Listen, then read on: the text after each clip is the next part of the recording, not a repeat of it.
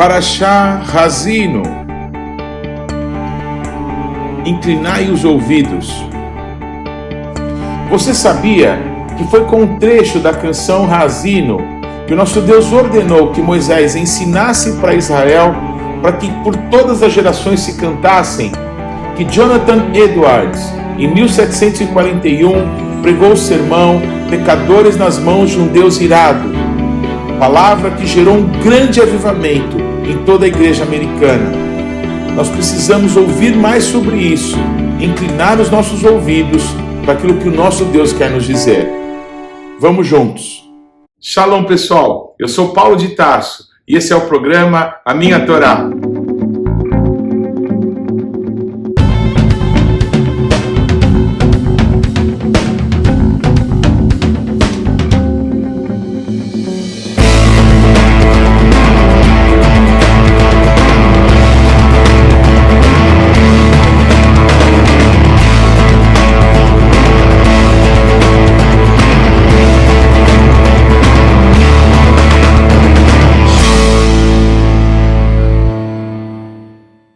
Por favor, gaste agora alguns segundos, interaja conosco, deixe aí o seu like, faça algum comentário, torne esse vídeo ainda mais relevante, compartilhe com os teus amigos. E se você não se inscreveu ainda, não deixe de se inscrever nesse canal. Clique aí no sininho para que você receba as nossas notificações. E vamos juntos mergulhar no conhecimento da Palavra de Deus. Quero cumprimentar as pessoas que estão aqui conosco nessa noite. As pessoas estão nos acompanhando pela internet, estão se conectando. Estamos juntos aqui para esse serviço de Yom Kippur, não é? Esse dia mais sagrado, não é? De todas as datas bíblicas. Essa é a noite, é o período, é o dia mais importante, mais especial. A gente talvez no decorrer dessa noite vai conseguir deixar claro a importância desse dia, não é? Que aponta para a redenção do mundo inteiro, que aponta para a volta de Jesus, o reino de Deus entre nós. E para mim é um motivo de muita alegria a gente poder estar juntos aqui. Eu acredito de verdade que o Espírito Santo há de nos conduzir, nos ensinar, amém? Para que possamos viver aquilo que Deus tem para a nossa vida hoje, não é? Para a nossa nação, para as nossas famílias. E eu quero que você, no nome de Jesus, possa conectar o teu coração em Deus e entender que tem alguém aqui ministrando, não é? É assim que se faz, mas o Espírito de Deus está nos conduzindo a todos nós. Não tem um melhor aqui entre nós. Todos nós dependemos de Deus. Todos nós precisamos do Senhor. Jesus é o único sumo sacerdote que já existiu, que não precisou primeiro entregar sacrifícios pelos seus pecados, porque ele não tinha, para que depois entregasse sacrifícios pelo povo. Jesus, o sumo sacerdote da nossa fé, ele, amém, é santo. Ele viveu em santidade, ele se entregou por nós na cruz do Calvário e ele ressuscitou dentre os mortos e hoje está à destra do Pai nas maiores alturas. É uma honra a gente poder estar reunidos aqui em nome dele. Amém? Eu quero fazer uma oração para a gente começar e quero que você que está nos acompanhando realmente possa permitir que o Espírito Santo esteja aí na tua casa, sabe, ministrando ao teu coração nesse caminhar nosso. Pai amado, em nome de Jesus, Senhor, eu me encontro aqui, Pai, com os meus irmãos, com amigos queridos, Senhor, com a nossa família, Senhor, e oramos em nome de Jesus, Pai, que cada pessoa que está se conectando a esse serviço de Yom Kippur possa ser, Pai, muito abençoado pela Tua presença, pela Tua bondade, que o Senhor possa falar profundamente ao coração de todos nós. Nós precisamos ouvir a Tua voz, precisamos discernir o Teu tempo de oportunidade para as nossas vidas, e nós te pedimos, nos conduz, Espírito Santo. Senhor, nós não vamos nos guiar por tradições religiosas, mas nós vamos caminhar na Tua palavra, naquilo que o Senhor tem nos ministrado nesse tempo. E eu te peço em nome de Jesus, Senhor, traz luz ao coração de cada pessoa, os de perto aqui, os de longe, todos sejam iluminados em seus corações. No Brasil, Pai, Senhor, embora o estado de São Paulo tenha essa data como uma data, Senhor, oficial do estado, não é feriado. Amanhã todas as pessoas vão trabalhar, mas que o nosso coração, Pai, possa estar verdadeiramente, Senhor, voltado ao Senhor. Senhor, entregue a direção do Teu Espírito Santo. É o que nós pedimos, Pai, no nome precioso de Jesus. Amém. Então, o primeiro texto que eu quero ler é um texto de um profeta chamado Joel, um profeta extremamente importante, porque ele profetiza sobre os dias do fim, sobre aquele momento que antecede a volta gloriosa de Jesus para reinar. E ele, citando uma situação muito terrível que aconteceu em Israel, com uma praga de gafanhotos que devastou Israel nos dias dele, ele faz uma comparação. Deus usa aquela praga terrível para apontar o juízo que haverá de acontecer nesse mundo, em todas as nações, porque esse mundo tem desprezado o nosso Deus. Então o profeta Joel vai falar a respeito disso. Amém? Então eu vou ler Joel capítulo 2, versículos de 1 a 3. Tocai a trombeta em Sião. Tocai ao som do teruá. Teruá é aquele som que os que caminham conosco já há mais tempo conhecem, aquele som choroso, não é? O primeiro dia desse 7º mês é o dia do Yom Teruá, é aquele toque tu, que parece um choro, o choro de Deus chamando o povo de volta. Tocai a trombeta em Sião, tocai o teruá no meu santo monte. Perturbem-se todos os moradores da terra, porque o dia do Senhor vem e já está próximo. Dia de escuridade e densas trevas, dia de nuvens e negridão.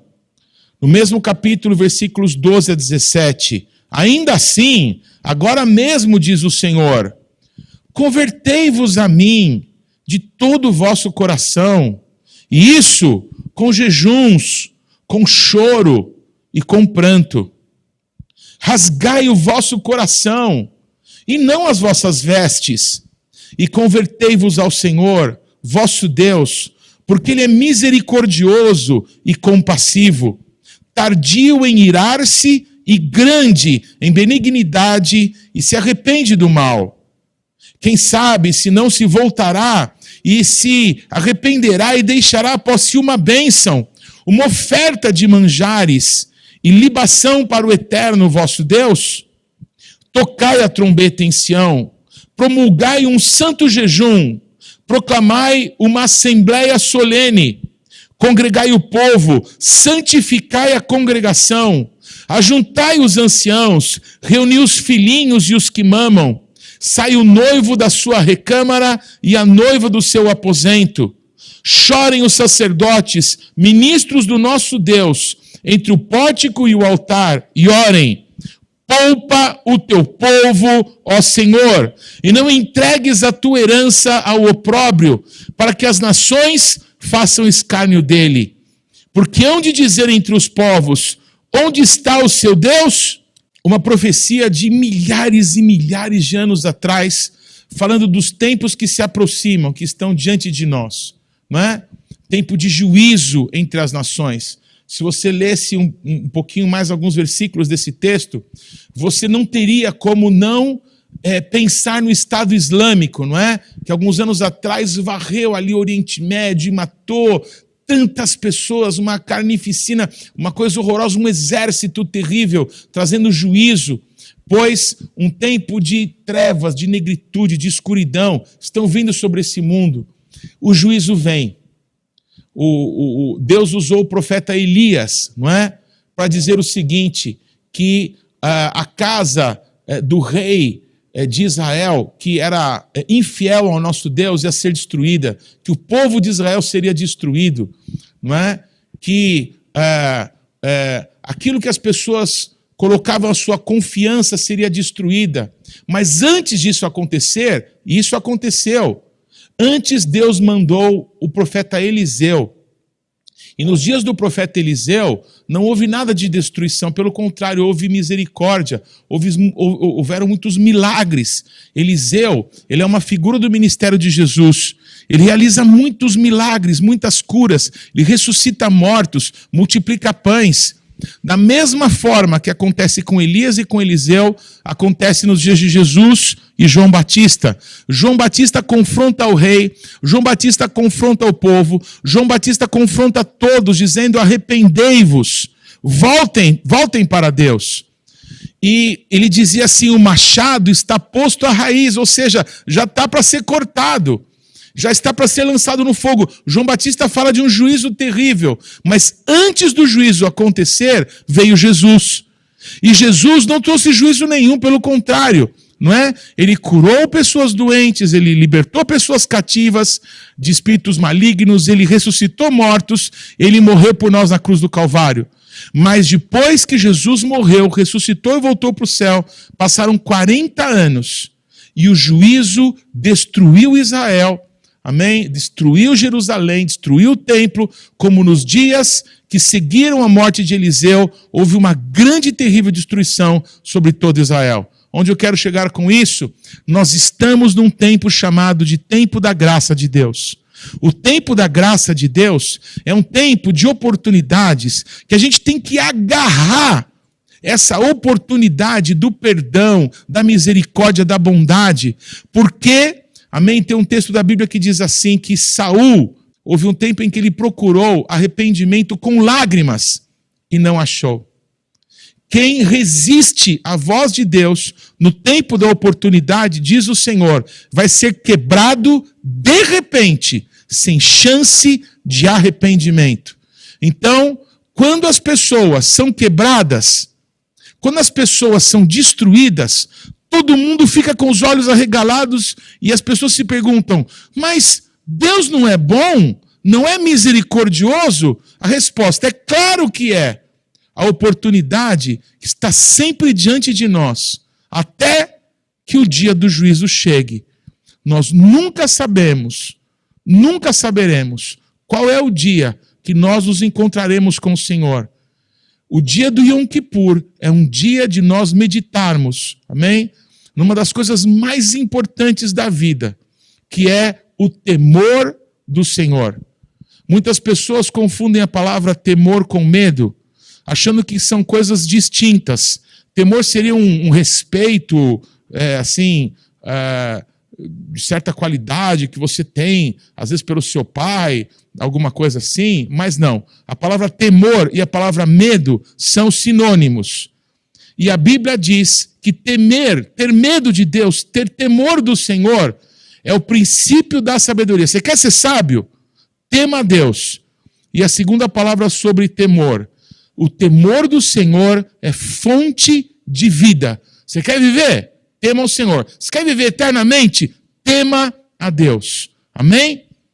Eu vou continuar com um texto que está em Deuteronômio, capítulo 31, e talvez seja, para mim, o momento mais importante dessa noite, um desafio, amém, no meu coração.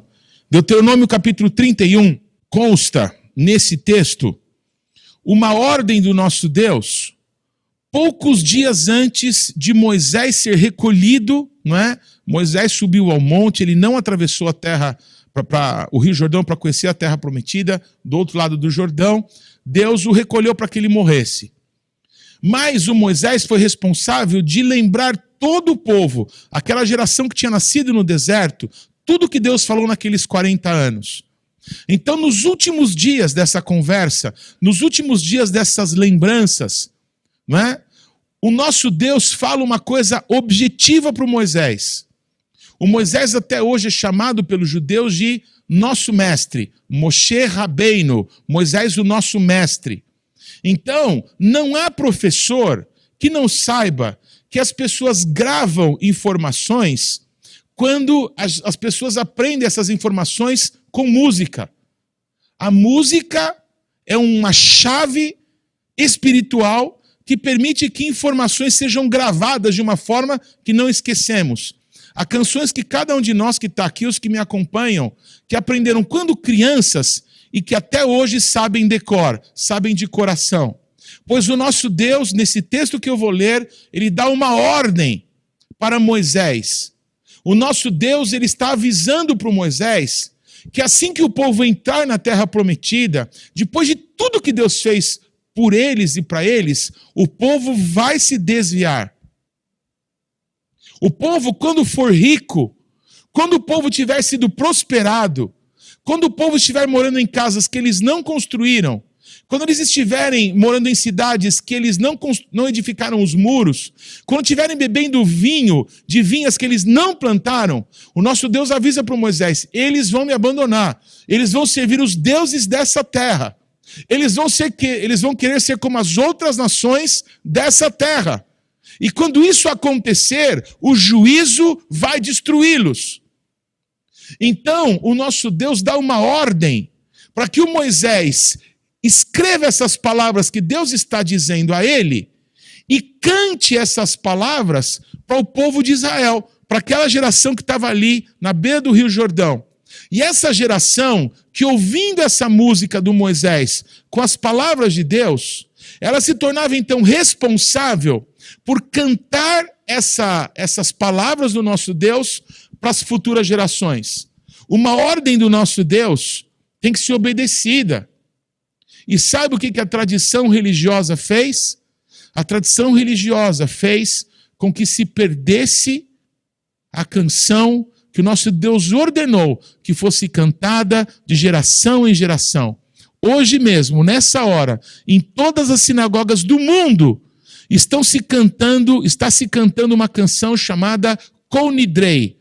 Uma canção que foi composta mais ou menos na época de 1500, na época da Inquisição, quando os judeus perseguidos lá compuseram uma canção de pedir perdão, de cancelar os votos que foram feitos sem responsabilidade. É uma canção que tem uma musicalidade maravilhosa.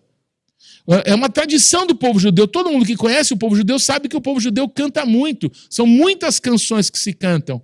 Mas o que Deus mandou não se canta mais. E esse trecho, acho que todos sabem que os judeus todas as semanas leem um trecho da Torá. Esse trecho dessa canção que eu vou ler, ele é suprimido justamente por causa das festas, esse período que estamos vivendo. Em outras palavras, nós precisamos, amém, anunciar que o nosso Deus, ele é verdadeiro. A sua palavra vai se cumprir e é tempo de todos nós nos arrependermos.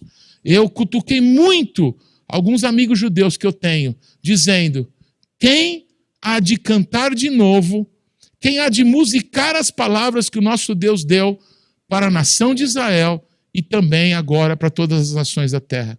Ouçam, amém, essas palavras e que o coração de todos nós se encha de temor. Deuteronômio 31, eu vou ler a partir do versículo 19. Escrevei para vós outros este cântico e ensinai-o aos filhos de Israel. Ponde-o na sua boca, para que este cântico me seja por testemunha contra os filhos de Israel.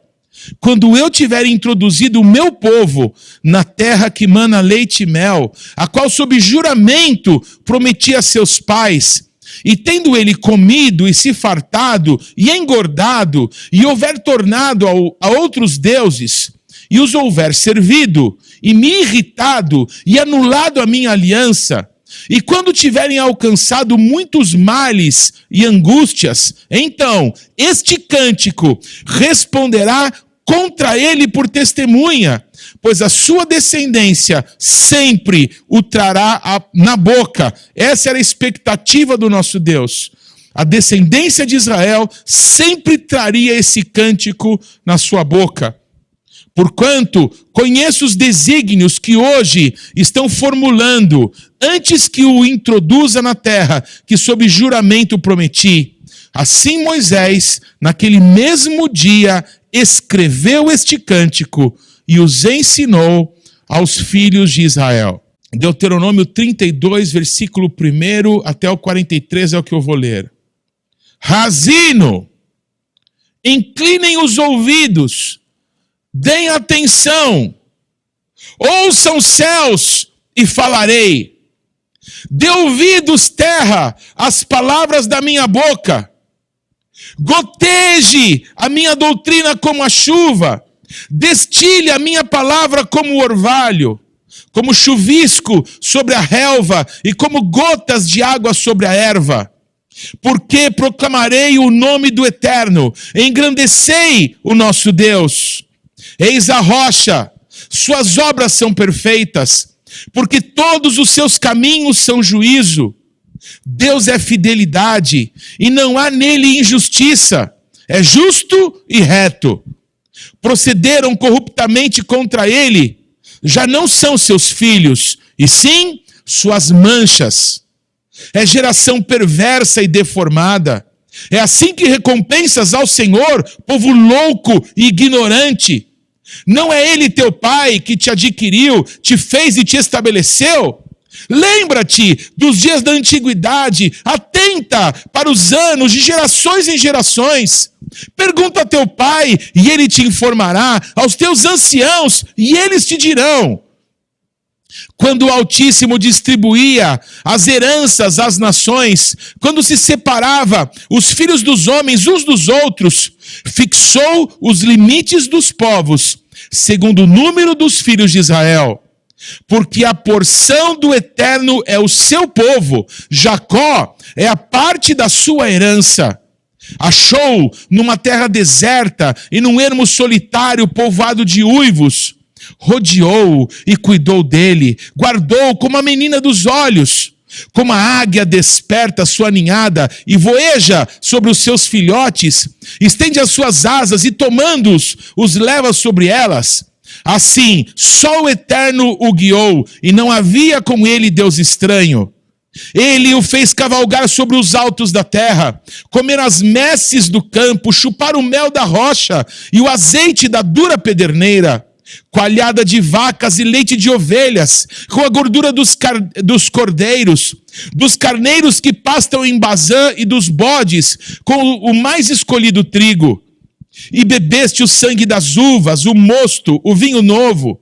Mas engordando-se o meu amado, deu coices, engordou-se, engrossou-se, ficou nédio e abandonou a Deus, que o fez. Desprezou a rocha da sua salvação. Com deuses estranhos o provocaram a ciúmes, com abominações o irritaram. Sacrifícios ofereceram aos demônios, não a Deus. Há deuses que não conheceram, novos deuses que vieram há pouco, dos quais não se estremeceram seus pais. Se esqueceram da rocha que te gerou e te esqueceste do Deus que te deu o ser. Viu isso o Eterno e os desprezou por causa da provocação de seus filhos e suas filhas. E disse, esconderei deles o rosto, verei qual será o seu fim. Porque são raça de perversidade, filhos em quem não há lealdade.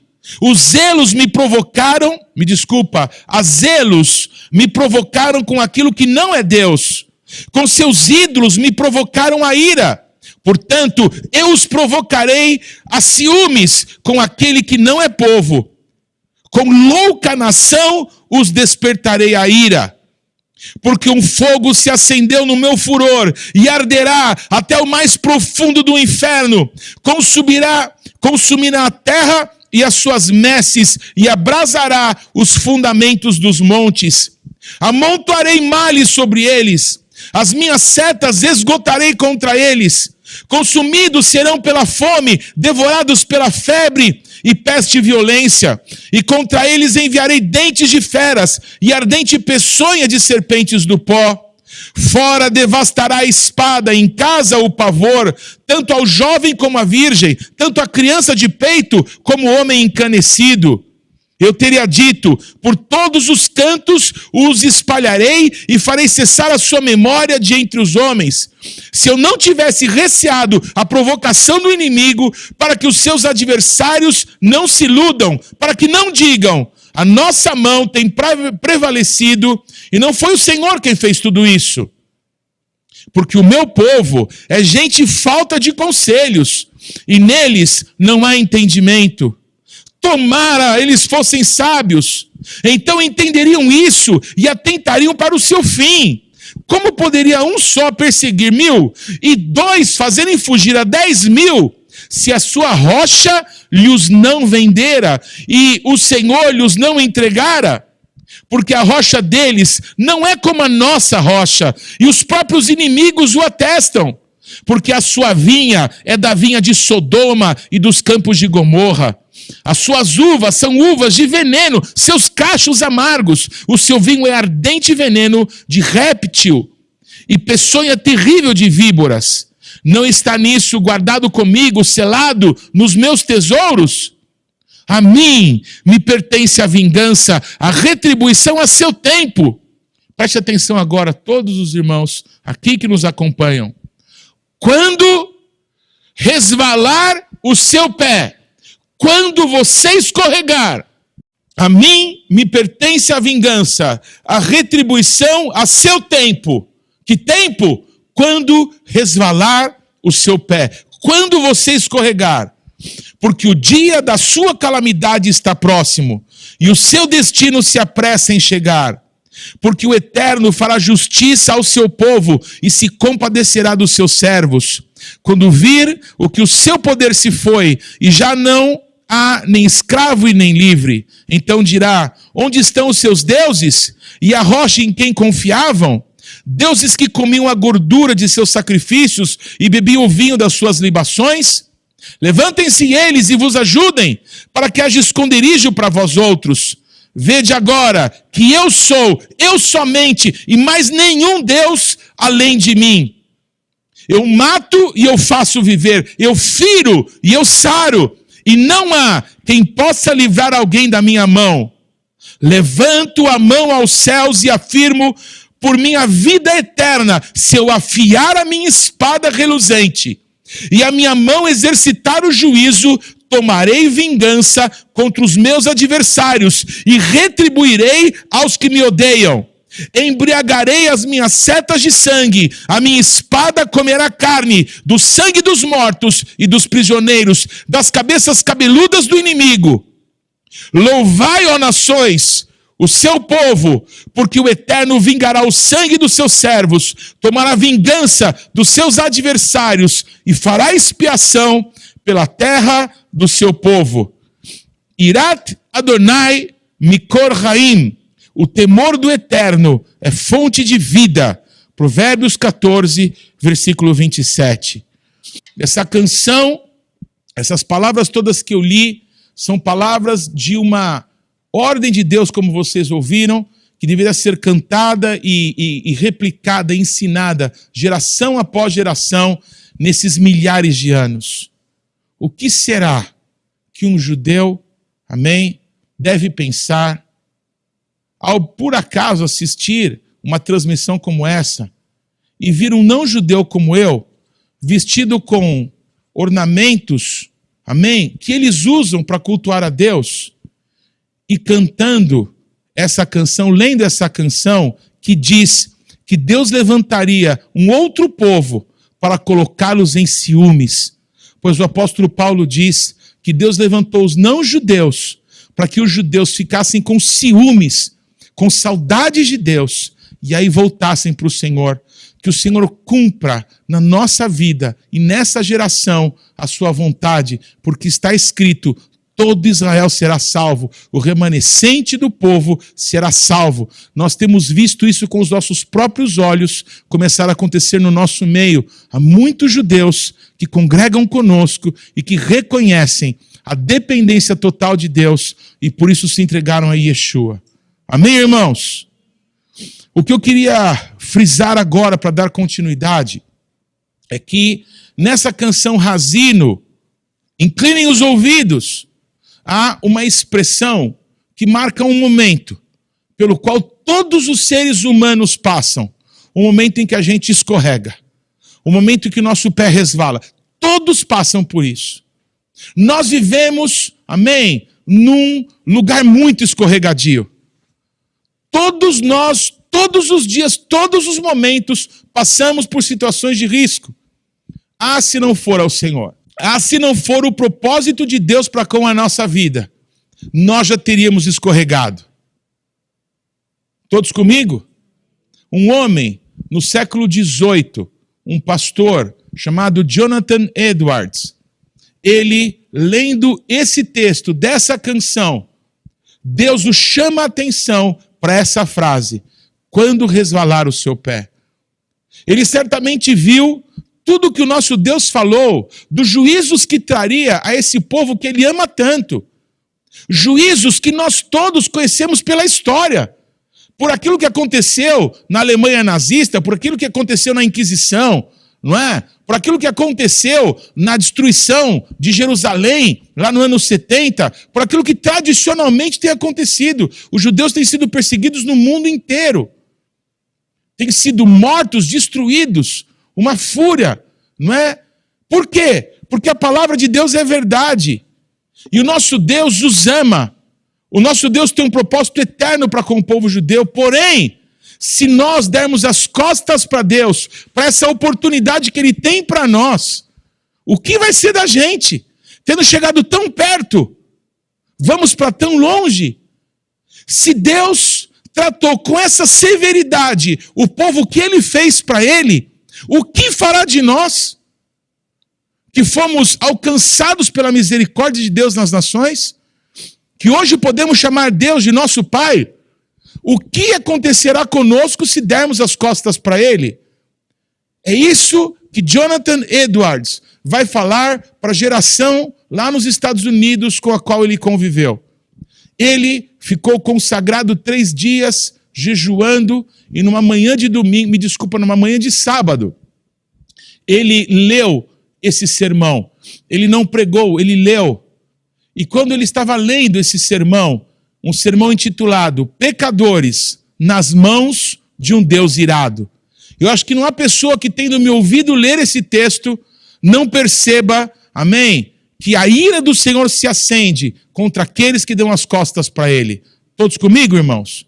Pois Jonathan Edwards escreve um sermão, e quando ele está lendo esse sermão, havia uma sensação tão terrível de que a qualquer momento o chão poderia se abrir e aquelas pessoas seriam engolidas, irem para o inferno, que algumas pessoas, os relatos contam, que elas se agarravam nas colunas daquela congregação, clamando misericórdia ao nosso Deus, dizendo: Deus, não permita que eu vá para o inferno hoje, por causa dos muitos pecados e do desprezo que eu tenho dado ao Senhor. Eu vou ler então o sermão Pecadores nas mãos de um Deus irado, de Jonathan Edwards.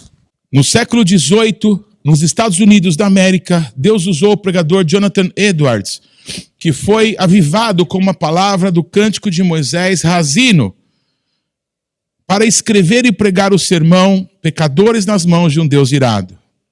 Edwards inicia o seu famoso sermão com o texto: a seu tempo, quando resvalar o seu pé. Deuteronômio 32, 35. O impacto foi tão grande que as pessoas gritavam na igreja e se seguravam nas colunas e nas paredes do salão com medo de caírem diretamente no inferno. Um avivamento se deu por conta do confronto que foi àquela geração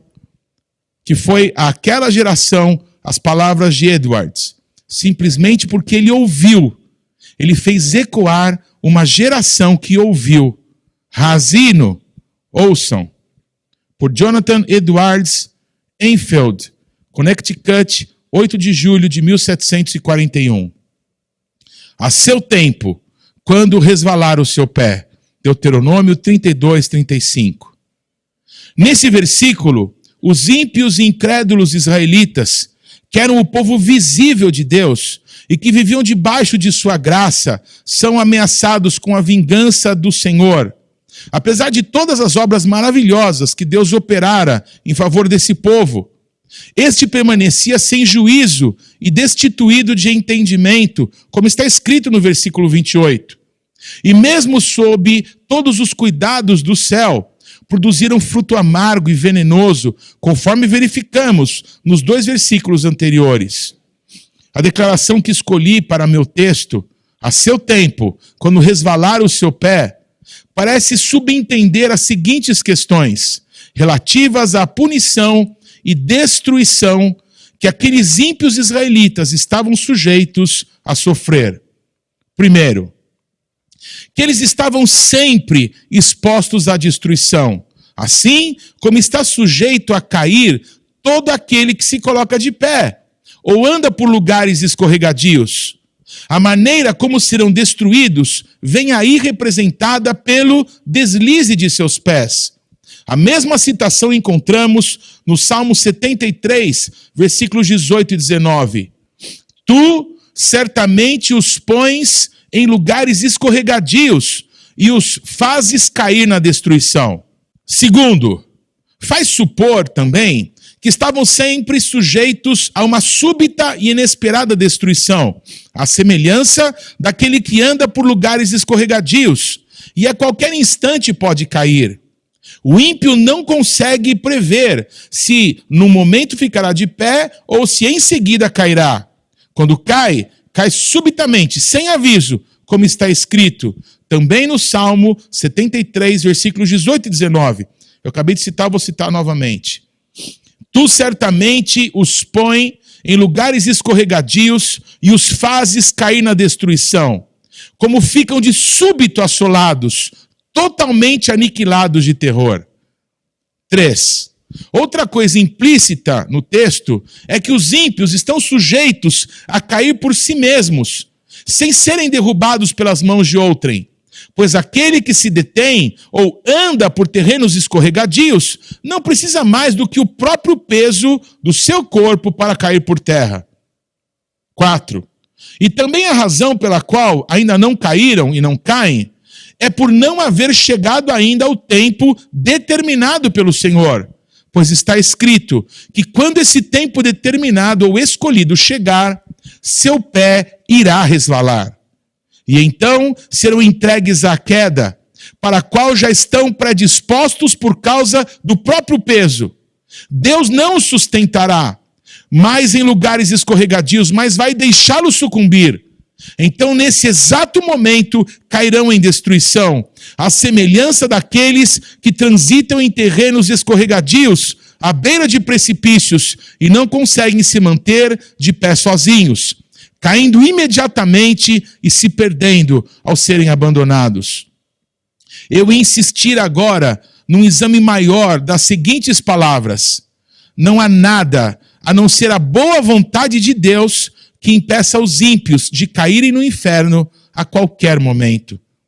Por mera boa vontade de Deus, me refiro à sua vontade soberana, ao seu livre-arbítrio, o qual não é restringido por nenhuma obrigação, nem tolhido por qualquer tipo de dificuldade. Em última análise, sob qualquer aspecto, nada, exceto a vontade de Deus, tem o poder para preservar os ímpios da destruição por um instante sequer.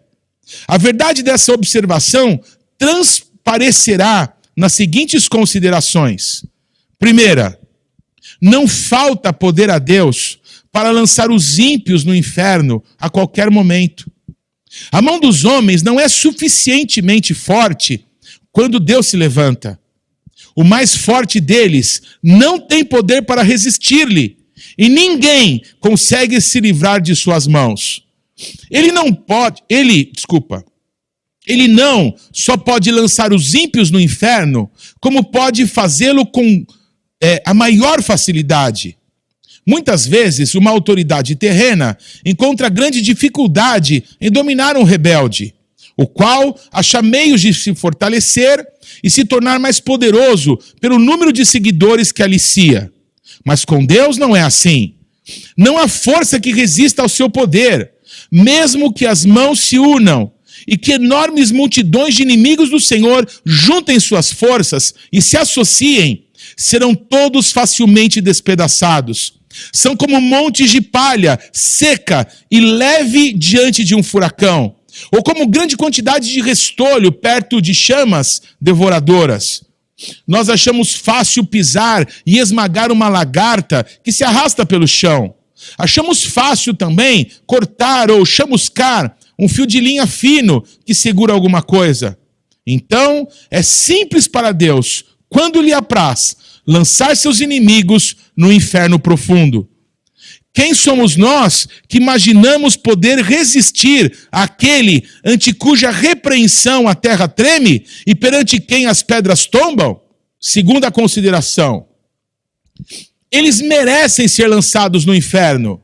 Assim, a justiça divina não se interpõe no caminho dos ímpios, nem faz objeção pelo fato de Deus usar seu poder para destruí-los a qualquer momento. Muito pelo contrário, a justiça fala assim da árvore que produz frutos maus. Pode cortá-la. Para que está ela ainda ocupando inutilmente a terra? Lucas 13, versículo 7. A espada da justiça divina está a todo tempo erguida sobre suas cabeças. E somente a mão de absoluta misericórdia e mera vontade de Deus podem detê-la. Terceira consideração. Os ímpios já estão debaixo da sentença de condenação ao inferno. Eles não só merecem ser lançados ali, mas a sentença da lei de Deus, esse preceito de eterna e imutável retidão que o Senhor estabeleceu entre si mesmo e a humanidade, também se coloca contra eles e assim os mantém. Portanto, tais homens já estão destinados ao inferno, e o que não crê já está condenado. Isso está escrito em João 3,18. Jesus disse isso. O que não crê em Jesus, no Filho do Homem, já está condenado. Assim, todo impenitente pertence verdadeiramente ao inferno. Ali é o seu lugar. Ele é de lá, como temos em João 8,23. Vós, cá de baixo. E para lá é destinado. Este é o lugar que a justiça, a palavra de Deus e a sentença de sua lei imutável reservam para ele. Quarta consideração. Assim sendo, eles são objetos da ira e da indignação de Deus, que se manifesta através dos tormentos do inferno. E a razão de não descerem ao inferno agora mesmo não é pelo fato do Senhor, em cujo poder se encontram, estar menos irado com eles no momento, ou pelo menos não tão encolerizado como está com aquelas miseráveis criaturas a quem ele atormenta no inferno, as quais experimentam e sofrem ali a fúria de sua indignação. Sim, Deus se acha muito mais furioso com um grande número de pessoas que está vivendo na terra agora, talvez de modo mais tranquilo e confortável, do que muitos daqueles que estão experimentando as chamas do inferno. Portanto, a razão porque Deus ainda não abriu a sua mão e os liquidou, não é por ele não se importar com as suas iniquidades ou não se ofender. O Senhor não se parece com eles, embora pensem que sim. A fúria de Deus arde contra eles, sua condenação não demora. O abismo está preparado, o fogo está pronto, a fornalha incandescente está ardendo, pronta para recebê-los. As chamas vermelhas queimam, a espada luminosa foi afiada e pesa sobre as suas cabeças. O inferno abriu a sua boca debaixo deles. Quinta consideração. O diabo está pronto a cair sobre os ímpios para apoderar-se deles como coisa sua, no momento em que Deus o permitir. Eles lhe pertencem, suas almas encontram-se em seu poder e sob seu domínio. As Escrituras os apresentam como propriedade de Satanás. Lucas 11:21. Os demônios os espreitam, estão sempre ao seu lado, à sua direita, esperando por eles como leões esfomeados e enfurecidos, que vêm à presa, aguardando a hora de agarrá-la. Mas são restringidos por enquanto. Se Deus retirasse sua mão, a qual os refreia, eles cairiam sobre suas pobres almas num instante. A velha serpente está pronta a dar o bote. O inferno escancara sua boca para recebê-los. E se Deus permitisse, seriam rapidamente engolidos e consumidos. Nas almas dos pecadores reinam aqueles princípios diabólicos. Essa é a sexta consideração. Nas almas dos pecadores reinam aqueles princípios diabólicos que os faria arder agora mesmo no inferno, se não fosse a restrição imposta por Deus. Existe na própria natureza carnal do homem uma potencialidade alicerçando os tormentos do inferno. Há aqueles princípios corruptos que agem de maneira poderosa sobre eles, que só dominam completamente e que são sementes do fogo do inferno. Esses princípios são ativos e poderosos, de natureza extremamente violenta, e se não fosse a mão restringidora do Senhor, sobre eles seriam logo destruídos. Iriam arder em chamas da mesma forma que a corrupção e a rebeldia fazem arder os corações das pessoas condenadas, gerando nelas os mesmos tormentos. As almas dos ímpios são comparadas nas Escrituras com o mar agitado, Isaías 57:20. Por enquanto, Deus controla as iniquidades deles pelo seu imenso poder, como faz com as ondas enfurecidas do mar, dizendo: virão até aqui, mas não prosseguirão. Mas se Deus retirasse deles o seu poder refreador, seriam todos tragados por elas. O pecado é a ruína e a miséria da alma. Ele é destrutivo pela própria natureza. E se Deus o deixasse sem controle, não seria preciso mais nada para tornar as almas humanas absolutamente miseráveis. A corrupção no coração do homem é algo cheio de fúria, incontrolável e sem freio. Enquanto os pecadores viverem aqui, essa fúria será como fogo reprimido pelas restrições divinas. Ao passo que, se fosse liberada, incendiaria o curso natural da vida. E como o coração é um poço de pecado, esse mesmo pecado iria imediatamente transformar a alma num forno incandescente ou numa fornalha de fogo e enxofre, caso não fosse restringido. 7ª consideração. O fato de não haver sinais visíveis da morte por perto não quer dizer que haja, por um momento, sequer segurança para os ímpios. O fato de um homem natural ter boa saúde, de não prever que poderia deixar esse mundo num minuto por um acidente, de não haver perigo visível à sua volta, nada disso lhe serve de segurança. Contínuas, inúmeras experiências humanas em todas as épocas nos mostram que não existem provas de que o homem não esteja à beira da eternidade, ou de que seu próximo passo não venha a ser no outro mundo. Os caminhos e meios invisíveis e imprevistos de chegar lá são incontáveis e inconcebíveis. Os homens não convertidos caminham por cima das profundezas do inferno sobre uma superfície frágil, onde existem várias áreas quebradiças, também invisíveis, as quais não conseguirão aguentar o seu peso. As flechas da morte voam ao meio-dia, sem serem vistas. O olhar mais atento não pode distingui-las. Deus tem muitas maneiras diferentes e misteriosas de tirar os homens pecadores do mundo e despachá-los para o inferno. Não há nada que faça crer que o Eterno precise de ajuda, de um milagre, ou que necessite se desviar do curso natural de sua providência para destruir qualquer pecador, a qualquer momento. Desde que todos os meios para fazer os ímpios deixarem este mundo estão de tal forma nas mãos de Deus, tão absoluta e universalmente sujeitos ao seu poder e determinação, segue-se que a ida dos pecadores para o inferno, a qualquer momento, depende simplesmente da vontade de Deus, quer usando meios ou não. 8ª consideração. O cuidado e a prudência dos homens naturais em preservar suas vidas, ou o cuidado de terceiros em preservá-las, não lhes dá segurança por um momento sequer. A providência divina e a experiência humana testificam isso. Existem evidências claras de que a sabedoria dos homens não lhes é segurança contra a morte. Se não fosse assim, haveria uma diferença entre morte prematura e inesperada de homens sábios e prudentes e dos demais. Mas o que realmente acontece está escrito em Eclesiastes 2,16. Como morre o homem sábio, assim também morre o tolo. Consideração 9.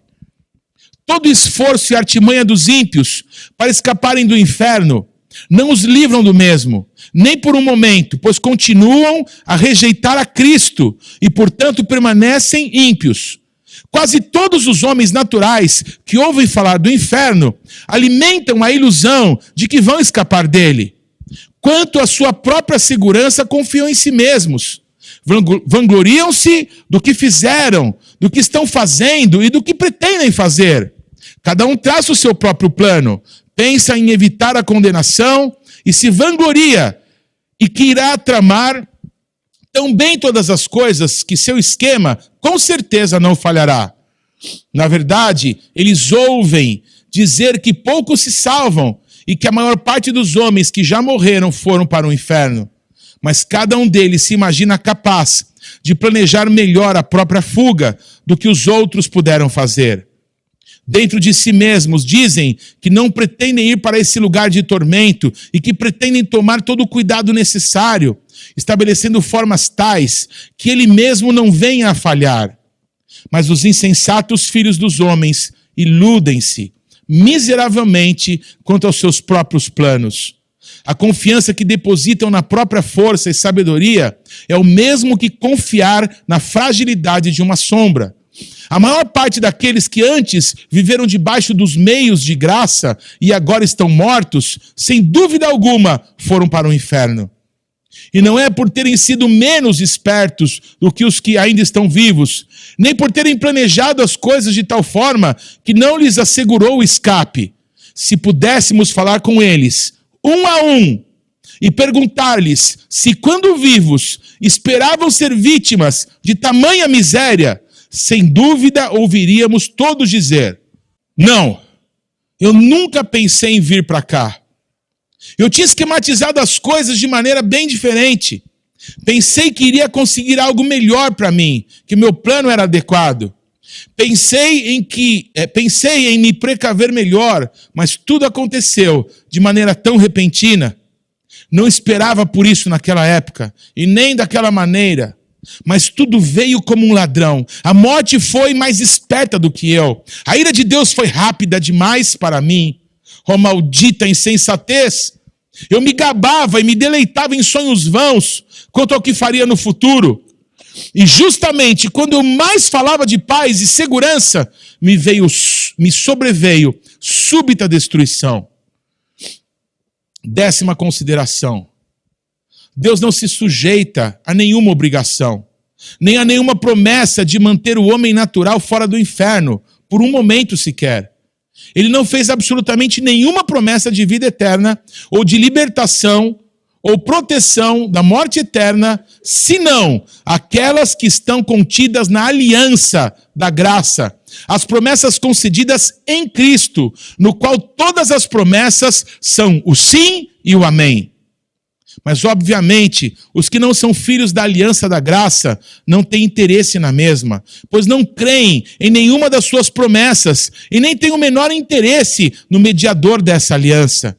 Portanto, apesar de tudo que os homens possam imaginar ou pretender sobre as promessas de salvação, devido às suas lutas pessoais e buscas incessantes, deixamos claro e manifesto que qualquer desses esforços ou orações que se façam em relação à religião será inútil, a não ser que creiam em Cristo, o Senhor. De modo nenhum Deus está obrigado a conservá-los fora da condenação eterna. Então os homens impenitentes estão detidos nas mãos de Deus por cima do abismo do inferno. Eles merecem o lago de fogo e para ele estão destinados. Deus se acha terrivelmente irritado. Seu furor para com eles é tão grande quanto para com aqueles que já estão agora sofrendo o suplício da fúria de sua ira no inferno. Esses ímpios não fizeram absolutamente nada para abrandar ou diminuir a sua cólera. Portanto, o Senhor não está de modo algum preso a qualquer promessa de livramento, nem por um momento sequer. O diabo espera por eles, o inferno já escancarou a sua boca para tragá-los. O fogo latente em seus corações agrava-se agora, querendo explodir. E como continuam sem o menor interesse no mediador, não existem meios ou alcance deles que lhes possa dar segurança. Em suma, eles não têm refúgio e nada onde se segurar. Os que retêm a cada instante, o que os retém a cada instante é a absoluta boa vontade divina e a clemência, sem compromisso, sem obrigação, de um Deus enraivecido. Aplicação. Essa mensagem pode despertar as pessoas não convertidas para o significado do perigo que estão correndo. Isso que vocês escutaram é o caso de todo aquele que não está em Cristo. Esse mundo de tormento, isto é, o lago de enxofre incandescente, está aberto debaixo dos vossos pés. Ali se encontra o terrível abismo de chamas que ardem com a fúria de Deus e o inferno com a sua imensa boca escancarada. E vocês não têm onde se apoiarem, nem coisa alguma onde se segurarem. Não existe nada entre vocês e o inferno, senão o ar. E só o poder e o favor de Deus podem vos suster. Provavelmente, vocês não têm consciência dessas coisas, acham que vão conseguir se livrar do inferno e não veem nisso tudo a mão de Deus. E olham as coisas ao seu redor como o bom estado de vossa saúde física, os cuidados que tomam de vossas vidas e os meios que usam para a vossa própria preservação. Mas essas coisas não representam nada. Se Deus retirasse a sua mão, elas de nada valeriam para impedir-vos a queda. Elas valem tanto como a brisa tênue que tenta sustentar uma pessoa no ar. Vossas iniquidades vos fazem pesados como chumbo, pendentes para baixo, pressionados em direção ao inferno pelo próprio peso. E se Deus permitisse que caíssem, vocês afundariam imediatamente, desceriam com a maior rapidez e mergulhariam nesse abismo sem fundo. Vossa saúde, vossos cuidados e prudência, vossos melhores planos, toda a vossa retidão, de nada valeriam para sustentar-vos e conservar-vos fora do inferno. Seria como tentar segurar uma avalanche de pedras com a teia de uma aranha. Se não fosse a misericórdia de Deus, a terra não suportaria vocês por um só momento, pois são uma carga para ela. A natureza geme por causa de vocês. A criação foi obrigada a se sujeitar à escravidão involuntariamente por causa da vossa corrupção. Não é com prazer que o sol brilha sobre vocês, para que a sua luz vos alumie, para pecarem e servirem a Satanás. A terra não produz de bom grado os seus frutos para satisfazer a vossa luxúria, nem está disposta a servir de palco à exibição de vossas iniquidades. Não é voluntariamente que o ar alimenta os vossos corpos, mantendo viva a chama dos vossos corpos, enquanto vocês gastam a vida servindo os inimigos de Deus. As coisas criadas por Deus são boas e foram feitas para o homem por meio delas, para que por meio delas servisse ao Senhor.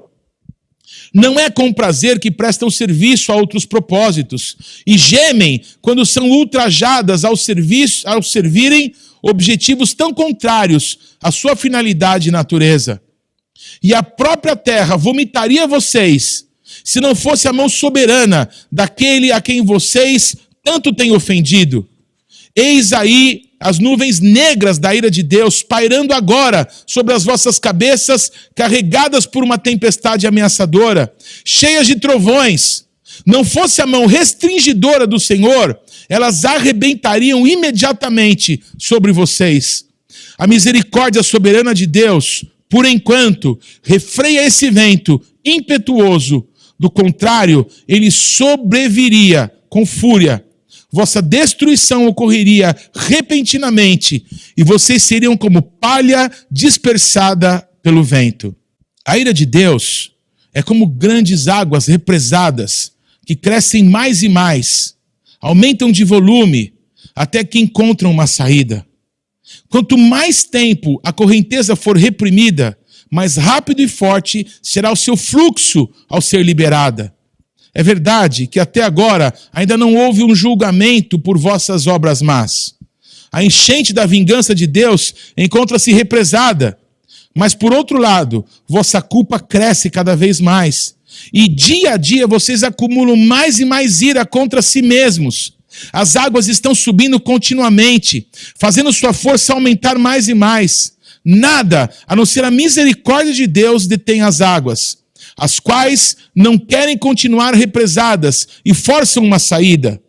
Se Deus retirasse sua mão das comportas, elas se abririam imediatamente e o mar impetuoso da fúria da ira de Deus iria se precipitar com furor inconcebível e cairia sobre vocês com poder onipotente. E mesmo que vossa força fosse 10.000 vezes maior do que é, sim, 10.000 vezes maior do que a força do mais forte e vigoroso diabo do inferno, não valeria nada para resistir ou deter a ira divina. O arco da ira de Deus já está preparado e a flecha ajustada ao seu cordel. A justiça aponta a flecha para o vosso coração e estica o arco. E nada senão a misericórdia de Deus, um Deus irado, que não se compromete e a nada se obriga, impede que a flecha se embeba agora mesmo do vosso sangue. Assim estão todos vocês que nunca experimentaram uma transformação real em vossos corações, pela ação poderosa do Espírito do Senhor em vossas almas. Todos vocês não nasceram de novo, nem foram feitos novas criaturas, ressurgindo da morte do pecado para um estado de luz e para uma vida nova, nunca experimentada antes. Por mais que vocês tenham modificado a conduta em muitas coisas e tenham possuído simpatias religiosas e até mantido uma forma pessoal de religião com vossas famílias e em particular, indo à casa do Senhor, sendo até severos quanto a isso, mesmo assim, vocês estão nas mãos de um Deus irado. Somente a sua misericórdia vos livra de ser, agora, nesse momento, tragados pela destruição eterna. Por menos convencidos que vocês estejam agora quanto às verdades ouvidas, no porvir serão plenamente convencidos.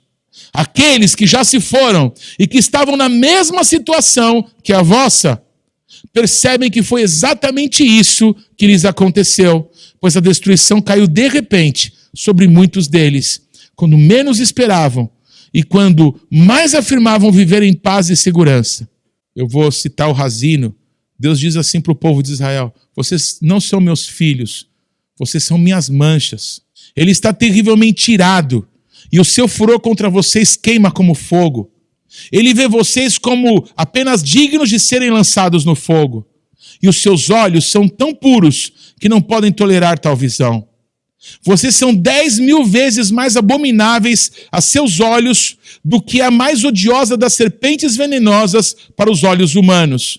Vocês o têm ofendido infinitamente mais do que qualquer rebelde obstinado ofenderia um governante. No entanto, nada, a não ser a sua mão, pode impedir-vos de cair no fogo a qualquer momento.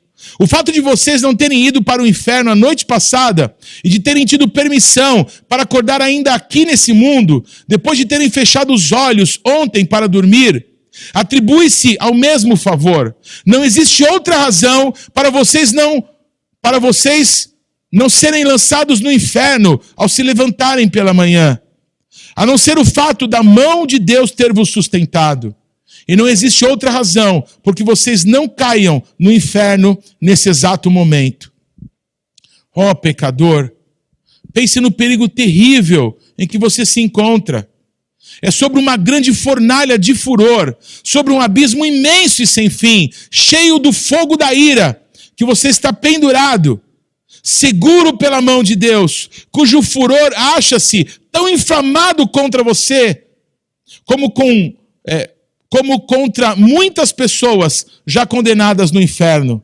Você está suspenso por uma linha tênue, com as chamas da cólera divina lampejando à tua volta, prontas para atearem fogo e queimar-te por inteiro. E você continua sem interesse no mediador, sem nada onde se agarrar para poder se salvar. Nada que possa afastar as chamas da cólera divina. Nada de teu próprio. Nada que tenha feito ou possa vir a fazer para persuadir o Senhor a poupar tua vida por 1 minuto sequer. Considere então, mais detidamente, vários aspectos dessa cólera que te ameaça com tão grande perigo. Primeiro, a quem pertence essa ira? É a ira do Deus infinito.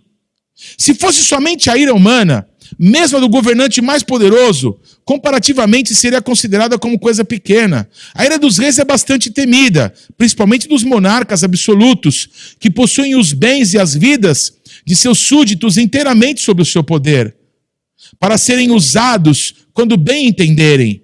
Como o bramido do leão é o terror do rei, o que lhe provoca ira peca contra a sua própria vida. Provérbios 2:20. O súdito que enfurece esse tipo de governante arbitrário sofre os maiores tormentos que se possa conceber, ou que o poder humano possa infligir. Porém, os maiores principados da terra, em toda a sua grandeza, majestade e poder, mesmo revestidos de seus grandes terrores, não são mais do que vermes débeis e desprezíveis que rastejam no pó quando comparadas com o grande e todo-poderoso Criador e Rei dos céus e da terra. Mas quando estão enraivecidos e sua fúria chega ao máximo, é muito pouco o que podem fazer. Os reis da terra são perante Deus como gafanhotos, valem menos que nada. Tanto o seu amor quanto o seu ódio são desprezíveis. A ira do grande rei, dos reis, é muito mais terrível do que a deles, tal como é maior a sua majestade. Digo-vos, pois, amigos meus, não temais os que matam o corpo, e depois disso nada podem fazer.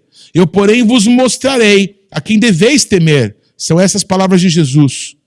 Temei aquele que, depois de matar, tem poder de lançar-vos no inferno. Sim, digo-vos, a esse deveis temer. Lucas 12, 4 e 5.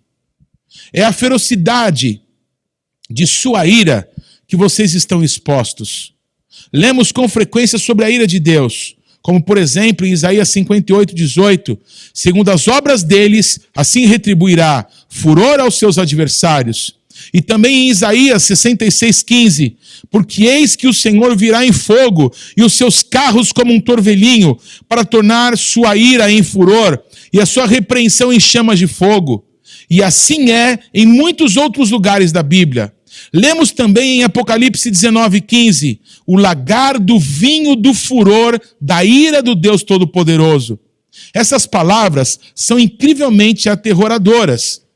Se estivessem escrito apenas a ira de Deus, isso já nos faria supor algo bastante temível. Mas está escrito o furor da ira de Deus, ou seja, a fúria de Deus, o furor do eterno. Oh, quão terrível deve ser esse furor! Quem pode exprimir ou conceber o que essas palavras contêm? Mas não é apenas isso que está escrito, e sim o furor da ira do Deus Todo-Poderoso.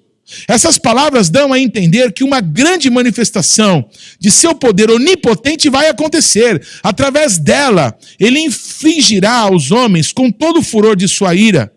Assim como os homens costumam manifestar sua própria força através do furor de sua ira, a onipotência divina irá, da mesma forma, se enfurecer e se manifestar. Então, qual será a consequência de tudo isso? O que será do pobre verme que vier sofrer todo esse mal? Que mãos serão tão fortes e que coração conseguirá suportar tanto furor? A que terrível, inexprimível, inconcebível abismo de miséria irá chegar a pobre criatura humana que será vítima disso tudo? Pensem bem, vocês que estão aqui agora e que permanecem em estado pecaminoso, o fato de Deus vir a efetivar o furor da sua ira torna implícito que ele infligirá este castigo sem compaixão. Quando Deus olhar a indescritível aflição do vosso estado e vir como vossos tormentos são absolutamente desproporcionais à vossa força, e como vossas pobres almas estão esmagadas, imersas em trevas eternas, não terá compaixão de vocês, não irá deter a execução da sua ira, ou de forma alguma tornar mais leve a sua mão. Nessa hora, Deus não usará de misericórdia com vocês, nem conterá o seu vento impetuoso. Ele não terá consideração para com o vosso bem-estar e nem irá evitar que vocês sofram. Na verdade, fará com que sofram na medida exata que sua rigorosa justiça vier a requerer. Nada será modificado só pelo fato de ser difícil para vocês suportarem. Pelo que também eu os tratarei com furor. Os meus olhos não lhes pouparão, nem terei piedade deles. Ainda que gritem aos ouvidos em alta voz, nem assim os ouvirei. Ezequiel 8:18. Preste atenção, por favor, irmãos. Deus está pronto agora a usar de compaixão conosco. Hoje é o dia da misericórdia. Vocês podem clamar nesse instante e ter esperança de alcançar a sua graça. Mas quando o dia da misericórdia passar, o vosso lamento, o pranto mais doloroso, os gritos serão em vão. No que diz respeito ao vosso bem-estar, vocês estarão completamente perdidos e alienados de Deus. O Senhor não terá outra opção, senão a de entregar-vos ao sofrimento e à miséria. E vocês continuarão não tendo outra perspectiva, pois serão vasos de ira, preparados para a destruição. Não haverá outro uso qualquer para tais vasos, senão o de enchê-los da ira de Deus. Quando clamarem ao Senhor, Ele estará tão longe de consolar-vos, que inclusive está escrito a esse respeito que Deus irá simplesmente rir e zombar de vocês. Provérbios 1, 25 e 26. Vejam quão terríveis são essas palavras do grande Senhor. O lagar, eu o pisei sozinho, e dos povos nenhum homem se achava comigo. Pisei as uvas na minha ira, no meu furor as esmaguei, e o seu sangue me salpicou as vestes e me manchou o traje todo. Isaías 63, 3. É quase impossível se conceber palavras que tragam em si uma manifestação maior dessas três coisas: desprezo, ódio e fúria de indignação. Se clamarem a Deus por consolo, Ele estará longe de querer vir consolar-vos, ou de querer demonstrar-vos interesse ou favor. Ao contrário, o Senhor simplesmente irá esmagar-vos sob os seus pés.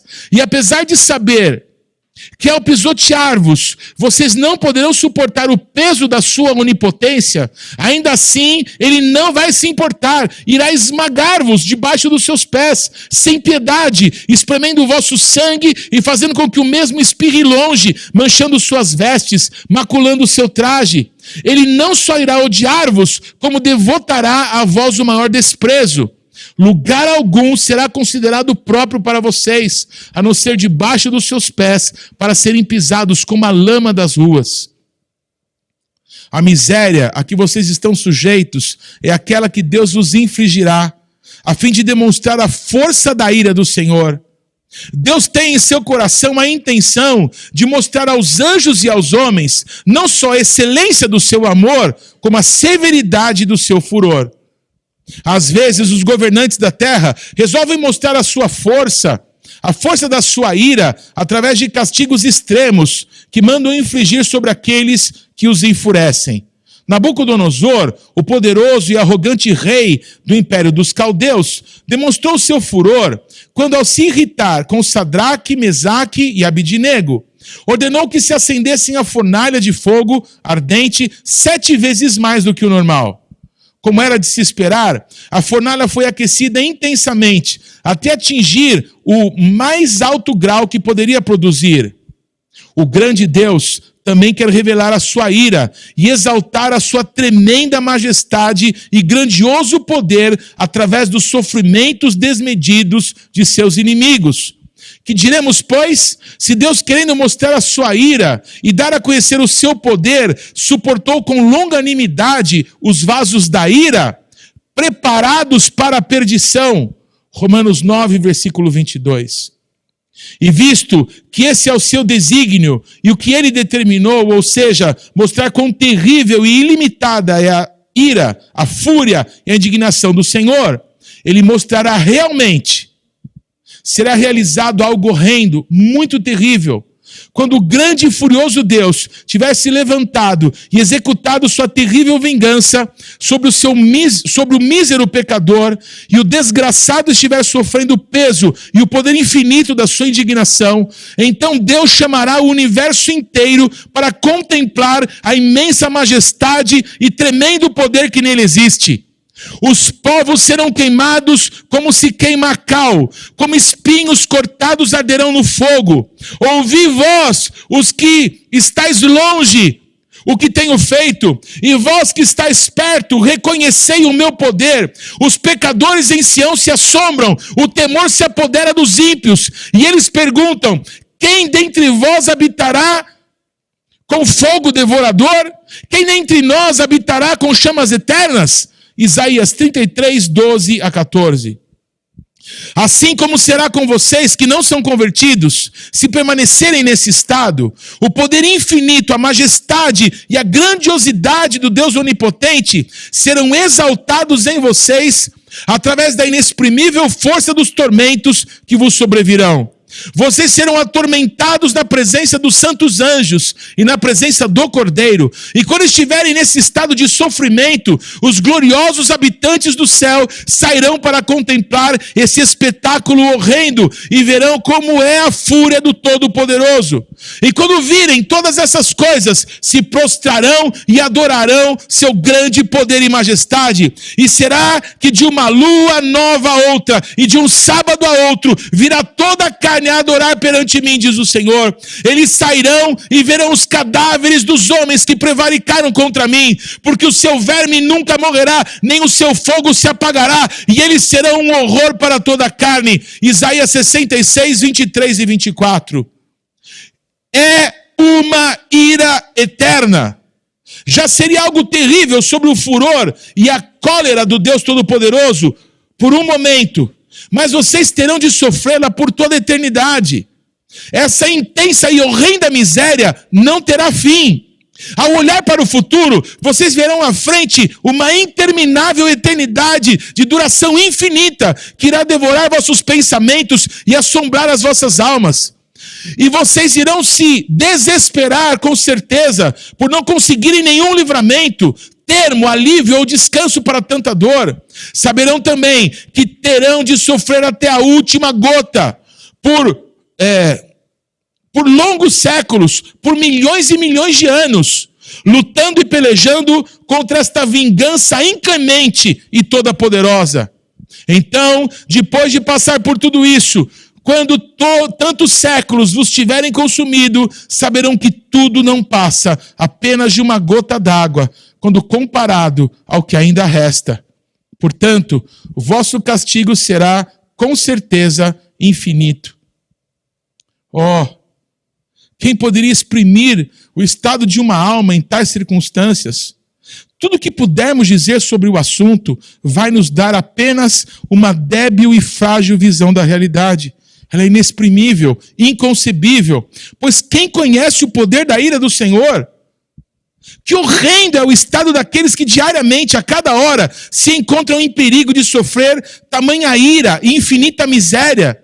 Mas esse é o caso sinistro de toda alma que ainda não nasceu de novo. Por mais moral, austera, sóbria e religiosa que seja, queira Deus, vocês pensassem em todas essas coisas, sejam jovens ou velhos. Há razões de sobra para acreditar que muitos daqueles que ouviram o Evangelho certamente estarão expostos a esse tormento por toda a eternidade. Não sabemos quem são eles, nem o que pensam. Pode ser que estejam tranquilos agora, escutando essa mensagem, sem se perturbarem muito, e que estejam até se gabando de que no caso deles conseguirão escapar. Se soubéssemos que dentre os nossos conhecidos existe uma pessoa, uma só, sujeita a sofrer tal tormento, como seria doloroso para nós encarar o assunto. Se conhecêssemos essa pessoa, sempre que a víssemos, uma tal visão seria terrível para nós. Iríamos todos levantar grande choro e prantear por sua causa. Mas, infelizmente, em vez de uma pessoa só, é provável que muitos se lembrem dessas exortações somente no inferno. Inúmeras pessoas podem estar no inferno em breve tempo, antes mesmo do ano terminar. E aqueles que estão agora com saúde, tranquilos e seguros, podem chegar lá antes do amanhecer. Todos os que dentre vocês continuarem até o fim em estado natural pecaminoso e que conseguirem ficar fora do inferno por mais tempo, estarão lá também em breve. Sua condenação não tardará, virá de súbito e provavelmente para muitos de vocês de maneira repentina. Vocês têm toda a razão em se admirarem de não estar ainda no inferno. É o caso, por exemplo, de alguns conhecidos seus que não mereciam o inferno mais do que vocês e que antes aparentavam ter possibilidade de estarem vivos agora, tanto quanto vocês. Para o caso deles, já não há esperança. estão clamando lá em extrema penúria e perfeito desespero. Mas vocês estão aqui, na terra dos vivos, cercados pelos meios da graça, tendo a grande oportunidade de obter a salvação, o que não dariam aquelas pobres almas condenadas, desesperadas, pela oportunidade de viver mais um só dia, como vocês desfrutam nesse momento. E agora, vocês têm uma excelente ocasião. Hoje é o dia em que Cristo abre as portas da misericórdia, de par em par, e se coloca de pé, clamando e chamando em alta voz os pobres pecadores. Esse é o dia em que muitos estão se reunindo a Ele, se apresentando em chegar ao reino de Deus. Inúmeros estão vindo diariamente do norte, sul, leste e oeste. Muitos que estavam até pouco tempo nas mesmas condições miseráveis que vocês estão felizes agora. Eu vou ler de novo, perdão.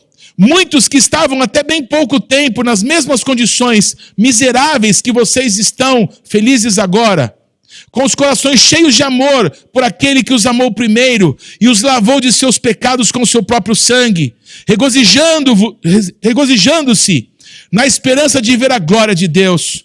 Como é terrível ser deixado para trás num dia assim, ver os outros se banqueteando enquanto vocês estão penando e se definhando. Ver os outros se regozijando e cantando com alegria no coração, enquanto vocês só têm motivos para prantear por causa do sofrimento de seus corações e de lamentar por causa da aflição das vossas almas. Como podem vocês descansar por um momento sequer em tal estado de alma? Será que as vossas almas não são tão preciosas como as almas daqueles que dia a dia estão se juntando ao rebanho de Cristo? Não existem, porventura, muitos que, apesar de estarem há longo tempo nesse mundo, até hoje não nasceram de novo, e por isso são estranhos à comunidade de Israel, e nada têm feito durante a vida, a não ser acumular ira sobre ira para o dia do castigo? Ó senhores, o caso de vocês é sem dúvida extremamente perigoso. A dureza de vossos corações e a vossa culpa são imensas. Acaso vocês não veem como geralmente pessoas de vossa idade são deixadas para trás na dispensação da misericórdia de Deus? Vocês precisam refletir e despertar de vosso sono, pois jamais poderão suportar a fúria e a ira do Deus infinito. E vocês que são rapazes e moças, irão negligenciar esse tempo precioso que desfrutam agora, quando tantos outros jovens da vossa idade estão renunciando às futilidades da juventude e acorrendo com pressa para Cristo? Vocês têm nesse momento uma oportunidade, mas se a desprezarem, sucederá o mesmo que agora está acontecendo com todos aqueles que gastaram em pecado os dias mais preciosos da sua mocidade, chegando a uma terrível situação de cegueira e insensibilidade. E vocês, crianças, que não se converteram ainda, não sabem que estão indo para o inferno, onde sofrerão a horrível ira daquele Deus que agora está encolerizado contra vocês dia e noite? Será que vocês ficarão felizes em ser filhos do diabo, quando tantas outras já se converteram e se tornaram filhos santos e alegres do Rei dos Reis?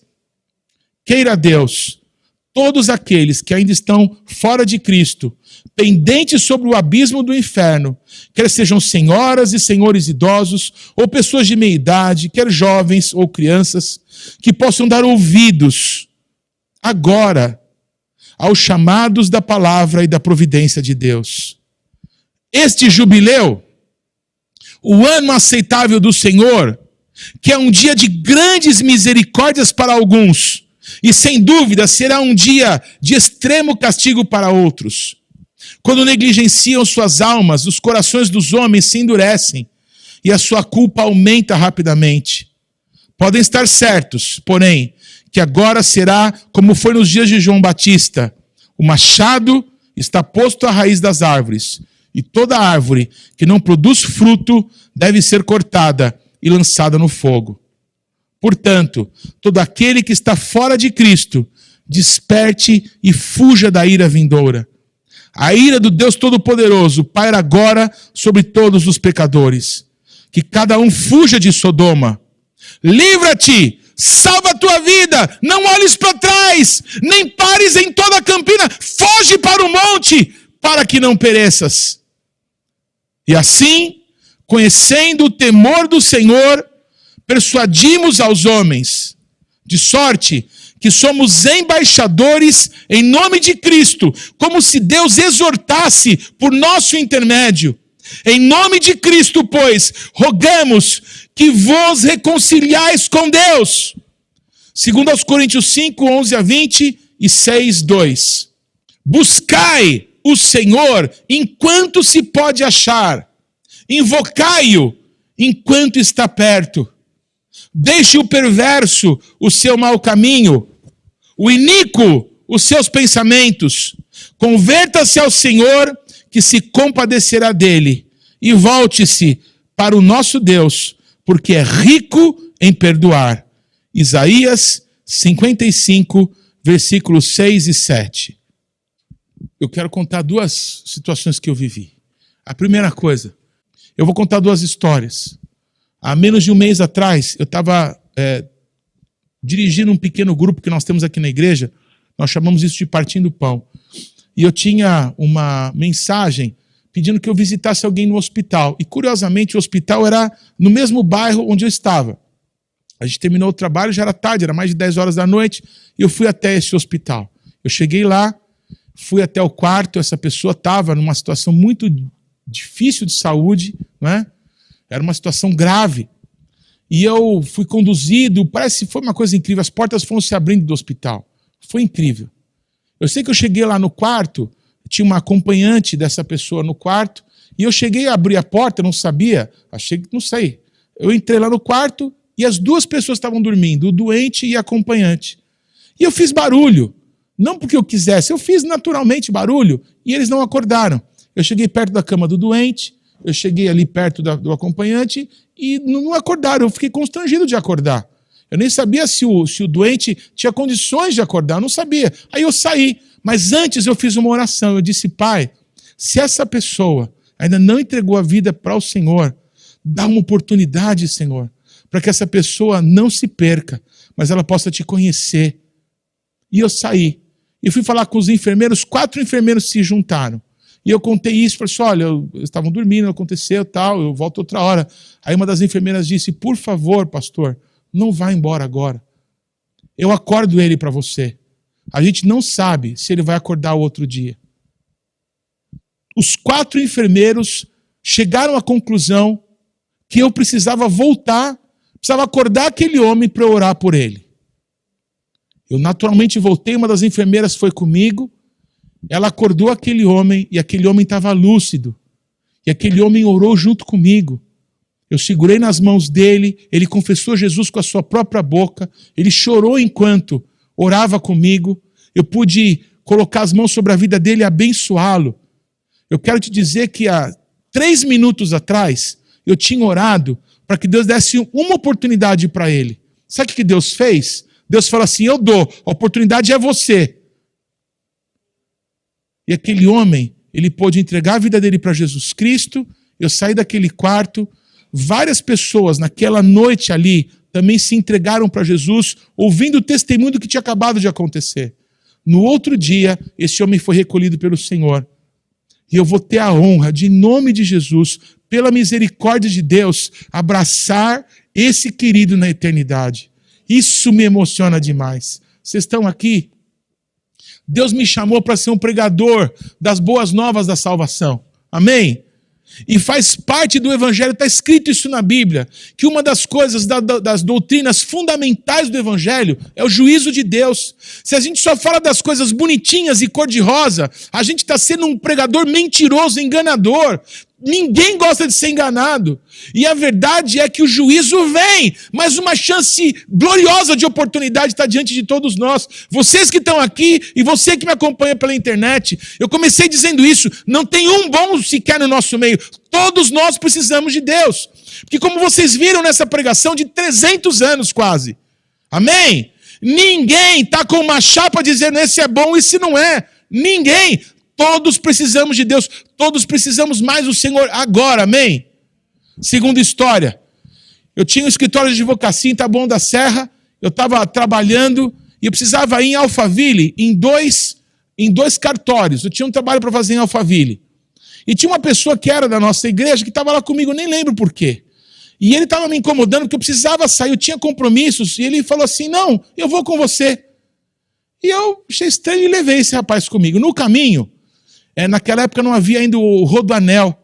Então eu fiz um caminho ali por Taboão da Serra que saía ali perto de Alphaville, ali por trás. E no caminho, eu parei num lugar que eu gostava muito de orar. Era um lugar muito bonito, né? Uma montanha cheia de capim, assim, muito bonita. Eu parei lá com esse rapaz para orar. Quando eu estava lá, Deus me trouxe à mente uma pastora que eu conhecia e que não morava longe dali. Morava numa cidade chamada Carapicuíba, mais ou menos no caminho para esse lugar que eu ia. Aí me veio no coração aquela mulher e eu senti vontade de parar naquele trajeto na casa dela para dar um oi, para saber se estava tudo bem. Quando eu cheguei na porta da casa dela, o filho dela, Paulo também, ele era um negrão bem forte, não é? Estava sem camisa, estava com o capô do carro aberto e mexendo no carro. Eu conhecia ele. Eu falei, ô Paulo, tudo bem? Sua mãe está aí? A pastora Benedita era o nome dela. A pastora Benedita está aí? Ele falou, não. Me chamavam de Paulinho. Não, Paulinho, não está não, ela saiu. Falei, que coisa. Perdi a viagem. Eu pensei nela, estava orando aqui, você acredita? Estava orando e veio na cabeça. E aí, Paulo, você está bem? Como é que estão as coisas? Ei, Paulão, você com essa voz, cara, você tinha que cantar no louvor da igreja. Um cara do meu tamanho, fortão. Ele fez assim, ó, ele abaixou a cabeça e chorou. Eu falei, Paulo, cara, teu lugar é com Jesus. Você é de Deus, Paulo. E Deus me deu uma palavra nessa hora. A palavra foi a seguinte, Paulo, eu estou vendo um risco sendo passado aqui hoje. Escuta o que eu vou te dizer. Em dias assim como hoje, era um dia de verão muito quente. Aqueles dias que a temperatura chega fácil a 30 e poucos graus, mas certamente no final da tarde chove. Amém? Sabe dias assim de verão? Eu disse assim, Paulo, eu estou vendo um risco sendo passado aqui. O que Deus está me dizendo é que não interessa o que ficou para trás do risco. É daqui para frente. Paulo, se acerta com Jesus, cara. Sabe o que ele fez? Ele abriu a mão, abaixou a cabeça e chorou de novo. Eu não sabia o que estava acontecendo. Deus me deu uma figura da mãe dele, que era uma pastora. Eu cheguei lá, um baita do negrão fortão, chorou 2 vezes. Alguma coisa está acontecendo, sim ou não?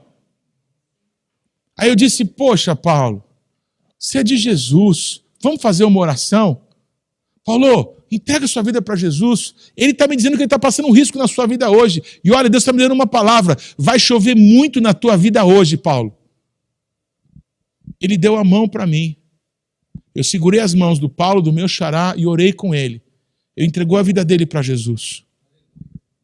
O que aconteceu é que eu fui dar um abraço nele, ele fez assim, não, estou todo sujo. Eu falei, para, meu. Aí eu dei um abraço nele. Eu fui a última pessoa a abraçar esse homem aqui nesse mundo. Porque entrei no meu carro para ir para Alphaville, e um carro veio atrás e parou na porta da casa dele com 5 traficantes para quem ele devia droga. Colocaram ele no carro, deram 5 tiros no rosto dele.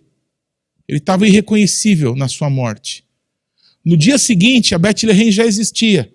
Estava tendo um ensaio do Ministério de Adoração da nossa igreja, nos primórdios da igreja. E alguém me ligou. Disse, Paulinho, você não sabe que tragédia aconteceu. Eu falei, o que foi? Sabe o Paulo, filho da pastora Benedita? Eu disse, sei. O que foi? No dia anterior, tinha entregado a vida para Jesus, né? Ele foi achado morto, assassinado brutalmente. E aí eu pude dizer para essa pessoa que estava do outro lado da linha, querido, você não acredita, mas essa não é uma má notícia. Ninguém sabia que ele tinha entregue a vida para Jesus, minutos antes de se encontrar com o Senhor.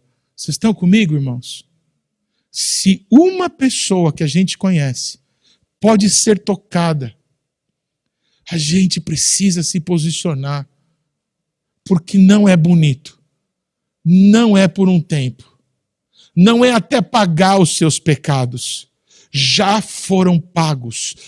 Toda a ira que existia em Deus caiu em Jesus Cristo. Por nossa causa, toda a ira que poderia cair sobre os seres humanos foi jogada em Cristo. Por isso, não tem o que fazer se a gente despreza o que Cristo fez por nós. Por isso, os que estão aqui, os que me acompanham, esse é um dia glorioso de salvação. É um dia glorioso da gente se acertar com Deus, da gente clamar pelo Senhor, da gente dizer: Deus, transforma a minha vida e me usa, Senhor. Me usa nessa geração para que os meus irmãos não vão para o inferno, para que os meus pais não vão para o inferno, para que os meus amigos não vão para o inferno, para que pessoas que eu nem imagino, que eu nem conheça, possam te conhecer. Nós não estamos brincando. É um tempo de oportunidade. Há menos de 6 meses atrás, era um país rico, o celeiro da Europa e quase do mundo inteiro, de alguns elementos. Começou a guerra. As pessoas foram usar os seus cartões de crédito e débito e não funcionavam. Tiveram que ir nos bancos fazer filas quilométricas e sacar todo o dinheiro que tinha lá. Mas por causa da guerra, eles tiveram que fugir do seu país. Eles saíram da Ucrânia e foram para a Polônia, com talvez malas de dinheiro, os que tinham. Mas o que adianta dinheiro da Ucrânia na Polônia? Me responde. Do dia para a noite a vida foi mudada, transformada. O nosso Deus é um Deus de amor, é um Deus de bondade e de misericórdia, que está estendida para nós agora. Agarremos a bondade e a misericórdia do nosso Deus. Amém, amados? Eu quero encerrar declarando isso. Jesus e o Yom Kippur. Você pode passar aí mesmo, essa figura mesmo. Vocês estão vendo aqui, eu não sei se você me acompanha pela internet, a figura de um sumo sacerdote. Quando ele entrava no lugar chamado a Santidade das Santidades, ele se vestia completamente de branco, se vestia de Jesus, se vestia de santidade, porque é uma figura de Jesus. 50 dias depois da ressurreição de Jesus, Deus entregou a palavra dele para o seu povo, lá no Monte Sinai. Mas, enquanto Moisés recebe as palavras de Deus, as tábuas, as 10 palavras, você conhece isso? As tábuas da lei, sim ou não? Quando Moisés estava descendo, o povo de Israel inteiro tinha feito um bezerro de ouro, porque o Moisés estava demorando muito lá. Eles falaram: acho que o Moisés morreu. Preste atenção o que eles fizeram. Eles fizeram um bezerro detestável de ouro e colocaram o nome do bezerro do nome de Deus. Eles chamaram o bezerro de ouro do nome do nosso Deus. Dá para entender o nível de idolatria que eles fizeram? Deus falou assim para Moisés: Moisés, desce rápido, que o seu povo acabou de me abandonar e está cultuando um bezerro de ouro. O Moisés, quando vê aquilo, quebra as tábuas da lei, joga aquele negócio no fogo e manda matar todo mundo que tinha se prostituído. Não é com aquele Deus detestável, aquele falso Deus. Deu para entender, amados? O povo de Deus trocou Deus por um negócio que eles escolheram e deram o nome de Deus para aquela porcaria. Deu para entender, amados? As pessoas ainda trocam Deus por porcarias. E algumas delas chamam isso de coisas agradáveis a Deus, que é o que a religião faz. Deu para entender? Deus só não exterminou o povo de Israel ali porque o Moisés clamou por eles. Deus então ordena que novamente Moisés suba ao monte, tendo agora ele esculpida 2 novas tábuas de pedra, para que o nosso Deus escrevesse de novo as suas 10 palavras para o seu povo. Preste atenção. Eu falei para vocês que que o povo de Israel foi arrancado do Egito no primeiro mês do ano, sim ou não? Todo esse processo se deu do primeiro mês do ano. 50 dias depois, no início do 3º mês, eles receberam as tábuas da lei, fizeram o bezerro de ouro. Deus quis matar todo mundo. Moisés clamou, disse: não, Deus, se o senhor for matar esse povo, me risca o nome do livro da vida. Deus falou: não vou fazer isso. Deus dá oportunidade para o povo E preste atenção, no primeiro dia do 6º mês, o Moisés sobe de novo. Sobe de novo com pedras que ele mesmo esculpiu. Isso é uma coisa muito importante para você que me acompanha. Quando uma pessoa se desvia de Deus, o desvio começa com 1 milímetro. Mas depois de algum tempo se transforma esse milímetro em quilômetros. Deu para entender? E o caminho para a gente voltar é o mesmo que te levou embora. É sempre mais difícil você ser restaurado. Eu cresci na igreja e fui para o mundo. Fiquei 13 anos longe. Como foi difícil voltar. Eu queria voltar, mas eu não conseguia. É muito difícil voltar. As segundas tábuas da lei é a gente que tem que fazer. Deu para entender? Pois o Moisés sobe no primeiro dia do 6º mês com as novas tábuas de pedra para Deus escrever de novo. Repete isso comigo. Isso é uma nova oportunidade. Repete-se comigo. Deus nos dá novas oportunidades. Mas nós temos que abraçá-las, amém? Olha que lindo. O Moisés fica de novo 40 dias lá no monte. Que dia que ele desce então? Se ele subiu no primeiro dia do 6º mês, 40 dias depois, que dia que é? É hoje. O 10º dia do 7º mês é uma segunda oportunidade de Deus para nós. Foi no dia do Yom Kippur, poucos dias antes de Tabernáculos, que Moisés volta dizendo: Deus tem uma nova oportunidade para vocês. O que Jesus tem a ver com isso? Preste atenção. Toda a nação de Israel, no primeiro mês do ano, naquele ano em que Jesus morreu, toda a nação de Israel, no dia 10 do primeiro mês, estava ali já em Jerusalém para celebrar a Páscoa. E Jesus estava descendo do Monte das Oliveiras, porque estava vindo da casa dos seus amigos, que ficava atrás do Monte das Oliveiras. E ele vem montado num jumentinho. E quando Jesus desce o Monte das Oliveiras, passa pelo Vale do Quidrom e sobe o Monte Moriá, as pessoas começaram a tirar as roupas. Os homens, por exemplo, tiraram os seus talites e colocaram no chão para que o jumentinho que carregava Jesus andasse sobre aquelas roupas. Eles fizeram uma coisa que parecia insana. Domingo agora, a gente vai celebrar tabernáculos, e você que talvez não tenha participado disso ainda, você vai ver que tem uma canção, que é um Salmo 118, que é a canção de tabernáculos. As pessoas começaram a cantar para Jesus canções desse Salmo, do Salmo 118. E as pessoas que viam aquilo diziam: não, tem alguma coisa errada, porque é Páscoa. Essa música é daquela festa do mês 7º. Por que eles estão cantando agora? Porque essa canção reconhece que Jesus é o Messias. Deu para entender? A Páscoa foi a oportunidade do povo de Israel de conhecer Jesus Cristo como Senhor e Salvador das suas vidas. Mas o que a Bíblia diz? Que o seu povo perdeu tempo da sua visitação. Mas o nosso Deus é um Deus que nos dá novas oportunidades, amém? O Yom Kippur fala de uma nova oportunidade. Já faz, irmãos, quase 2000 anos que Jesus voltou para os céus. Mas a Bíblia chama Jesus de o sumo sacerdote da nossa confissão.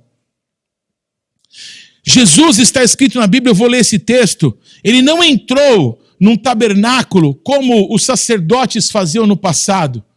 Um tabernáculo feito por mãos humanas. Está escrito que Jesus entrou no tabernáculo eterno. No tabernáculo feito por mãos humanas, o sacerdote pegava sangue de animais e apresentava diante de Deus, pedindo: Deus, perdoa os meus pecados e os pecados do povo. Mas Jesus não se apresentou diante de Deus em tabernáculos feitos por mãos humanas, mas Jesus se apresentou diante da presença do Pai, nos tabernáculos eternos, da morada de Deus. Me deixa ler isso daqui para vocês em Hebreus 9, 11 a 14. Quando Cristo veio como sumo sacerdote dos benefícios agora presentes, ele adentrou o maior e mais perfeito tabernáculo, não feito pelo homem, isso é, não dessa criação, não por meio do sangue de bodes e novilhos, mas pelo seu próprio sangue.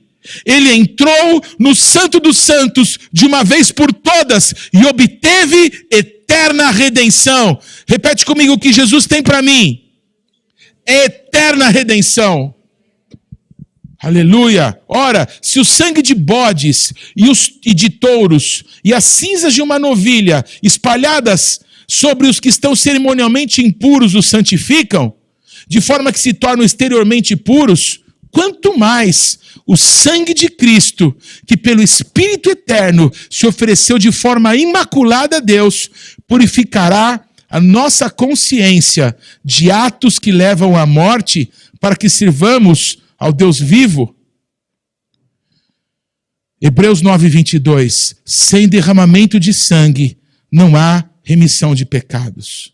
Jesus se entregou por todos nós, para que nós possamos ter vida eterna. Amém, amados?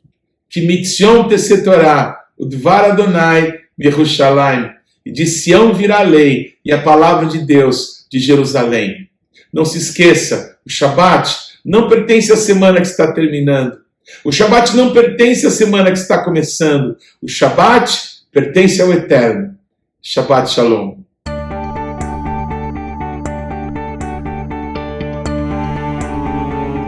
Não deixe de ler ou de ouvir os textos que foram citados na Parashá dessa semana. Você pode acessá-los ou no nosso site ou nas principais plataformas de podcasts. O importante é que você, pessoalmente, mergulhe no conhecimento da Palavra de Deus. Você pode participar ativamente do programa Minha Torá, se inscrevendo no nosso canal, mandando perguntas, interagindo, compartilhando com seus amigos, porções que vão te edificar. Mas também você pode fazer parte disso, semeando financeiramente, para que esse canal se desenvolva ainda mais.